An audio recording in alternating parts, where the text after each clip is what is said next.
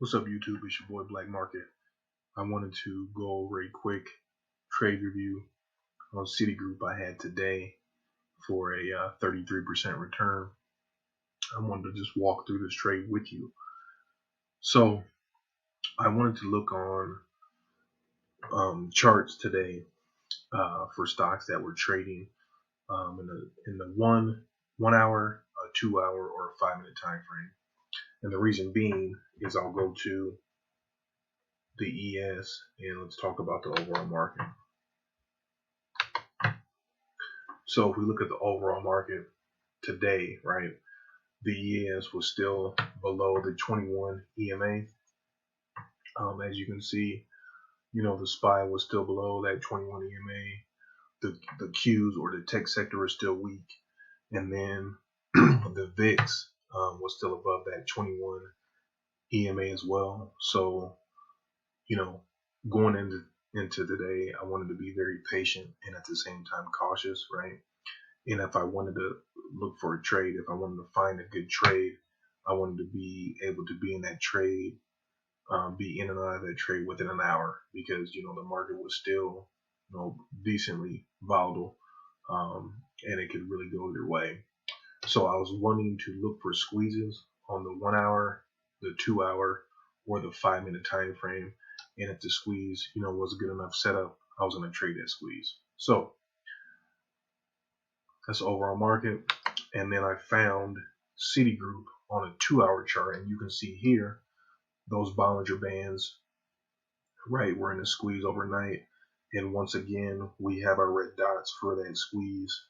So that stock, you can see that selling pressure was drying up, ending the day yesterday, and then throughout the post-market and pre-market, we were in that squeeze right here. And you can see here in the squeeze, buying pressure is building. So for me, this is an A+ type setup that I like to trade. So we had the squeeze, and you can see that buying pressure continued to build in that pre-market. So this was an A+ setup for me.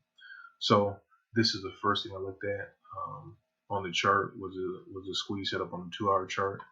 Then what I did is I went to the daily chart for Citi, and I wanted to make sure that Citi was above that 21 EMA, which it was, and I wanted to make sure that it wasn't overextended. So what I did next was I brought up the Kellner channels, and you can see here, whenever Citigroup kind of went up to that 3 ATR movement, then it started to regress back to that 21 EMA.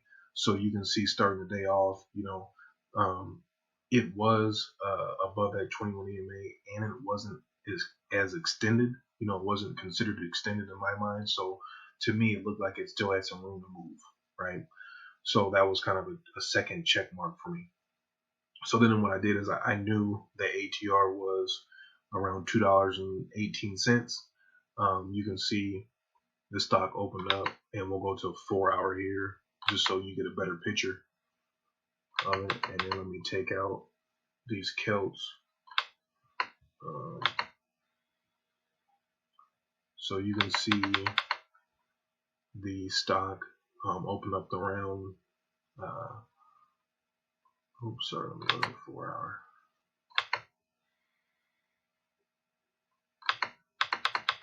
So I know that ATR was about $2.18, and the stock opened up around $70.68 or so.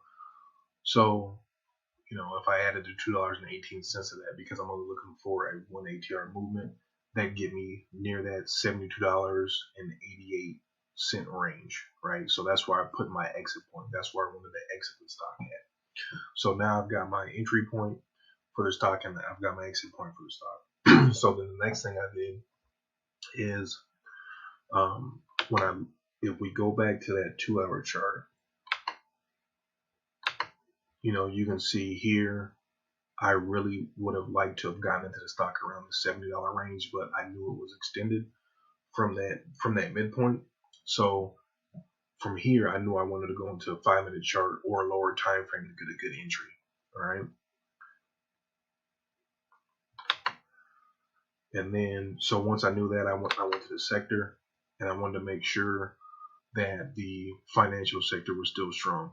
So I knew if you're looking at the sectors here, you can see money's coming out of the semiconductor sector, money's coming out of tech sector, right? And it's still flowing into, as you can see, XLF for the financial sector, XLI, so industrials, materials. So it we still had that same sector rotation we've had in the last few days, right? So I definitely wanted to find a stock in one of those sectors, and the XLF sector was a sector of choice for me, just because I knew that was one of the stronger sectors. So that's kind of what set up the whole trade and set up for me to look for a stock within the XLF sector.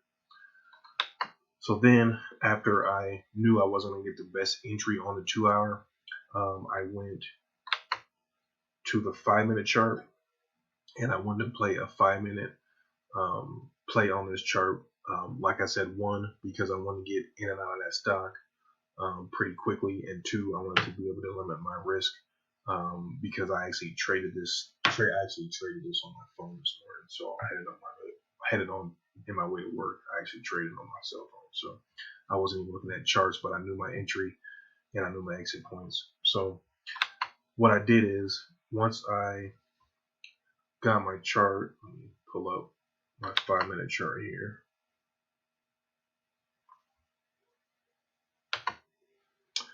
So here on my 5-minute, you can see here's my exit point that I had marked, and then you can see I've got the orange line is at 21 EMA, the green is going to be your 8, and then the blue is going to be the VWAP. So I wanted to wait when the stock opened, and then what I did is, when that stock pulled back to VWAP, that's where I entered at.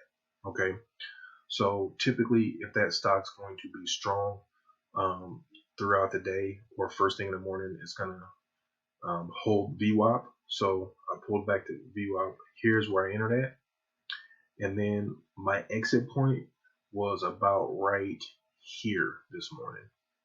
So I exited for a 33% gain on that stock.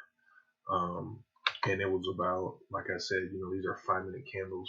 So all in all, you're looking at, it was about a 5 to 10 minute trade total. And that was for a 33% gain. And one other thing I'm going to point out, and why it's important to, really, you can make a really good living just trading your average ATR on stocks or your ATR on stocks. Because you can see here, right, I marked that ATR level right at 72.88 or so. It almost hit 72.88 on the on the dot, right? It was 4 cents from that 72.88. You can see it just kind of fell from there, right? So that's my trade review of Citigroup. If you got any questions or comments, hit your boy up. You know what to do. Smash that like button, smash that subscribe button. Talk with you guys later.